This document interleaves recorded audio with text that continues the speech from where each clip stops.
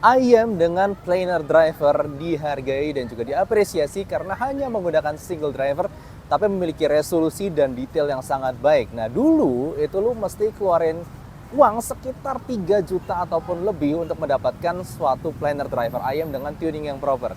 Tapi sekarang hanya dengan harga 500 to 600 ribuan aja lu udah bisa mendapatkan IM planar dengan tuning bass, vokal, dan treble yang proper. Jadi halo dan selamat datang di After Sound Review, dan ini adalah review gue untuk Sgor Luna Single Planar Driver IM dengan harga 600 ribuan yang buat gue sekarang jelas cukup gampang direkomendasikan untuk kalian yang ingin mencoba planar dengan harga terjangkau. Dan seperti biasa, gue akan breakdown review ini mulai dari build fit, frequency response, suara, dan juga perbandingannya. Tapi sebelumnya thank you dulu untuk Kuping Sensi yang udah mengirimkan sampel ini untuk gue review. Untuk teman-teman yang belum tahu mengenai Kuping Sensi, ini adalah toko online yang sudah cukup lama terkenal di bidang audio, terutama di audio portable. Kalau kalian mau cari IM, lalu di AC, dongle, bahkan DAP, perkabelan, juga ear tips, kalian bisa lihat di situ. Dan Kuping Sensi ini sudah cukup terkenal dengan after sale service yang sangat-sangat baik. Jadi nggak usah takut, soal warranty mereka salah satu yang paling dikenal mengenai after service sales yang sangat memuaskan. Bisa juga kalian lihat untuk katalog-katalognya di description di bawah. Gue kasih link Tokopedia untuk cek aja apa aja yang mereka tawarkan dan jual di Tokopedia. Bahas secara build dulu, ini pakai bahan dua ya. Satu pakai bahan aluminium, gue rasa ini bahan metal tapi ringan, dan bagian dalamnya itu pakai bahan plastik rasanya, dan ini tipe yang clear dan terasa bagus, jadi nggak berasa kayak plastik murahan. Cuman yang menarik memang di faceplate-nya ini yang ada kayak tonjolan begini. Dan yes, ini besar dan nonjol. Gua kira pertama ini bisa diputar ataupun dipencet, taunya enggak, ini hanyalah hiasan dan ini ciri khasnya Sgor ya, dia kayak punya bentuk donat gitu di faceplate-nya. Ini ada vent hole sedikit di bagian sini. Dan untuk nozzle-nya sendiri seperti ya sebenarnya mirip kayak KZ CCA gitu sih, pakai bahan aluminium, dan filternya sepertinya pakai semacam fabric di sini, jadi bukan metal grill ya. Dan yes, nozzle-nya sedikit panjang. Lalu kita bahas secara konektor menggunakan VDC Type-C.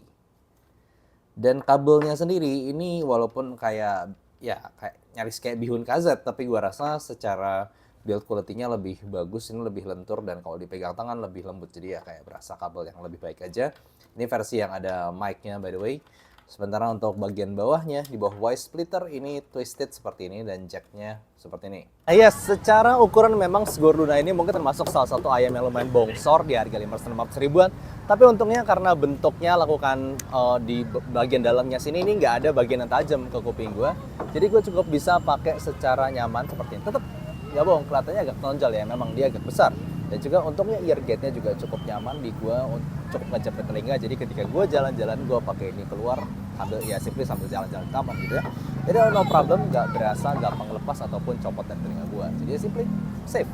By frequency response and tonal, gue kategorikan IM ini sebagai V-shape, simply di mana dia punya elevasi di area bass dan juga upper mid range to treble yang lumayan signifikan, sedangkan di bagian lower mid range-nya sedikit ada kekosongan gitu. Jadi yes, ini adalah tipe suara yang energik.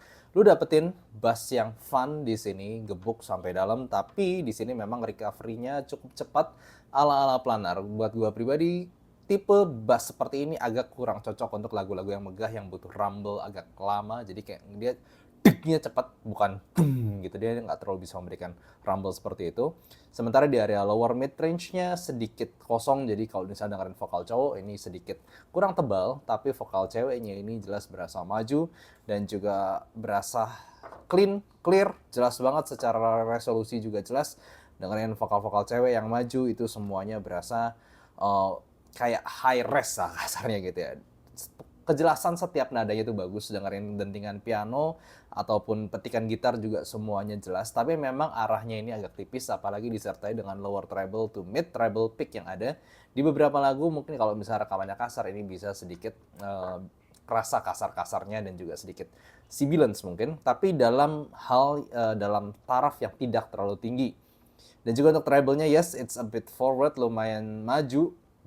Dan untuk beberapa lagu yang memang rekamannya V-shape, ini bisa membuat vokalnya lebih kesannya mundur lagi. Jadi back to recording sebenarnya. Kalau recordingnya lumayan energik di area bass dan treble, sebenarnya vokalnya berasa cukup mundur, apalagi dengan kekosongan lower mid range tadi. Overall, ya simply bisa dikategorikan ini V-shape, energik, bassnya maju, vokal bawahnya tidak terlalu maju, vokal atasnya maju, treble-nya juga maju, dan semuanya itu tapi berasa clear dan jelas. Gue ngomongin V-shape begini, tapi V-shape-nya itu masih dalam kategori yang nggak parah-parah amat. Bisa dilihat sebenarnya kalau misalnya frekuensi response dibandingkan sama semacam timeless, iya serupa itulah, sedikit banyak, cuman mungkin sedikit lebih agresif di lower treble aja. Tapi maksudnya dibandingkan beberapa planar yang lain yang harganya rada mahal ya, V-shape-nya tipe-tipe segitu. Untuk bagian teknikal gue mengkategorikan dia masih di bawahnya sedikit RT Titan, tapi sedikit aja. Jadi untuk harga sekitar 500-600 ribu, jelas ini adalah one of the best. Secara resolusi, kejelasan nada, gue mau dengerin itu single instrumental ataupun lagu-lagu yang rumit, semuanya dia bisa libas. Lu dapetin note bass yang cepat dan quick recovery-nya, kejelasan nadanya bagus, vokal and treble-nya juga setiap dendingan piano, gitar, ataupun apapun itu semuanya berasa jelas, clean and clear. Jadi ya secara teknikal ini jelas salah satu yang ditonjolkan. Bukan cuma resolusi doang, tapi secara stage juga megah. Tapi ya to be honest, ini karena dia planar juga sih, it's a bit hard to drive, at least dibandingin sama beberapa yang lain. Gue ngerasa ini level beratnya itu seberat PR2. Jadi mungkin sedikit di take note di sini. Kalau kalian yang colokin langsung ke HP atau apa, mungkin ini tidak terasa megah at first karena simply kurang power. Jadi gue pribadi lebih menyarankan lagi mungkin ganti kabelnya juga sekalian. Kalau misalnya kalian punya device yang balance, pakailah semacam KKZ Key One Max untuk bisa pakai balance dan bisa mendapatkan sensasi planar yang lebih maksimal lagi. Ya gue tahu planar zaman now itu banyak yang easier to drive, tapi tidak dengan ini. Ini cukup berat di drive, at least gue udah bandingin sama PR2, ya selevelnya serupa untuk gue crank up volumenya serupa segitu. Oke, langsung kepada perbandingannya, pastinya sama KZ PR2. Secara bentuk, secara tampilan ya, mau kabelnya, mau IM-nya sendiri, gue gak akan bohong, si Sgor Luna ini gimana pun jelas terlihat lebih baik, lebih mantap ya. Secara ininya, grillnya, lalu juga faceplate-nya, termasuk dengan kabelnya, semuanya terasa lebih bagus. Dan secara performa suara juga gue sekarang lebih bisa merekomendasikan Sgor Luna ini untuk tuningan yang bisa dikategorikan mungkin lebih all-rounder. Well, kalau dibandingkan head to head nih, KZ PR2 tetap berasa lebih tipis. Dengan bass yang lebih tipis dan juga sebenarnya vokalnya lebih kalem di PR2, tapi dengan upper treble-nya yang lebih agresif itu somehow mewarnai suara vokalnya jadi seolah lebih tipis padahal tidak lebih maju. Di di Sgor Luna ini sebenarnya upper mid-range-nya lebih maju, tapi treble-nya tuh tidak se-ekstrim KZ PR2, jadinya ya simply lebih safe mungkin untuk beberapa lagu, tidak setipis KZ PR2 dan tidak seringan PR2 juga untuk note weight-nya. Jadi ya, simply bisa dibilang dua-duanya berat, tapi safer choice untuk kalian yang ngerasain planar yang tidak terlalu tipis-tipis banget, lu masih dapatin sensasi bass yang menghentaknya. Ya, gue ngerasa Sgor Luna ini menggantikan posisi KZ PR2 untuk first timers, untuk kalian yang mau coba sensasi planar. Yes, Sgor Luna ini lebih gampang direkomendasikan walaupun sama-sama berat di drive.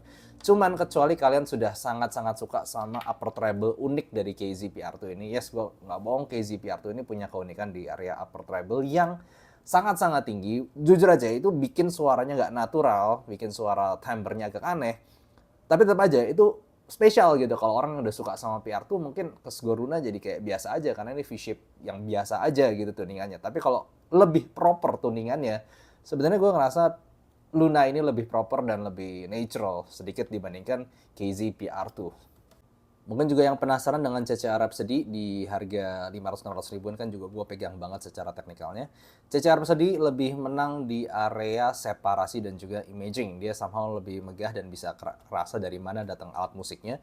Tapi kalau kita ngomong kejelasan nada, sekali lagi properly driven ya dengan drive yang cukup bagus, gue ngerasa Sgor Luna ini masih di atasnya CCA Rhapsody. Kejelasan nada, jelasnya vokal, jelasnya kata-kata, juga dentingan piano dan petikan gitar, semuanya terasa lebih jelas ada di Sgor Luna ini. Sedangkan di CCA Rhapsody kayak berasa lebih blurred, lebih blunted secara attack-nya juga. Cuman ya simply lebih megah dan mungkin suaranya tipe V-shape yang lebih kalem dibandingkan Sgor Luna yang sedikit lebih agresif. Jadi ya ada plus minusnya, tapi kalau ditanya resolusinya lebih baik mana, ya sebenarnya Sgor Luna ini tetap. Sampai pada kesimpulannya gue jelas ngomong kalau Sgor Luna ini di harga sekitar 600 ribuan definitely worth it to try. Kalau misalnya kalian pengen planar driver IM dengan tuningan bass yang asik, vokal dan treble resolusi ala planar, tapi dengan harga yang terjangkau. Tentunya ini masih punya plus minus ala-ala planar seperti resolusi yang sangat baik di bagian plusnya dan juga di bagian negatifnya. Dia tidak terlalu natural dan punya treble picky ataupun shrill yang bikin timbre treble kadang-kadang agak kayak metalik sedikit. Tapi selain itu, buat gue secara keseluruhan, toh dengan harga 600.000 dan performa yang ditawarkan serta sensasi planar yang tetap ada, definitely bisa gue rekomendasikan. Gitu aja, thank you for watching, see you next time, bye-bye.